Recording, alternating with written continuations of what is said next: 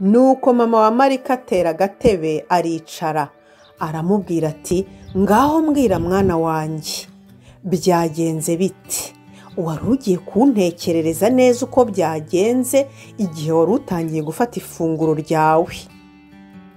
Marika aramubwira ati mama rero nicaye ntangiye kurya mbona inkende agakende mbona karaje karanyegereye mama kansuhuza mu gifaransa nanjye ndakikiriza ngasubiza nanjye mu gifaransa di buriya kari kazi ko ntazi igifaransa kambajije ngo ndakora icyaho ngaho mu ishyamba nanjye ndagasubiza ngo naje hano mu ishyamba kwitemberera gusa. Mama we aramubwira ati mwana wanjye Marika ubwo se ubonye inkende ntabwo wagize ubwoba?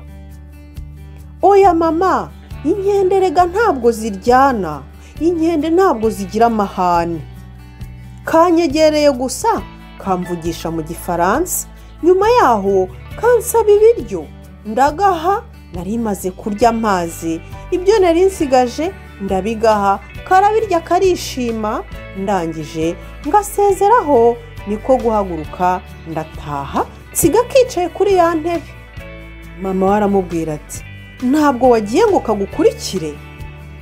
Marika ati oya mama ntabwo kankurikiye kasigaye kiyicariye, icyakora kari keza cyane ubutaha ninsubirayo nzakabaza niba gafite mama wako, nzakabaza niba gafite abavandimwe, nzakabaza niba gafite papa wako, mbese nzakabaza niba gafite umuryango.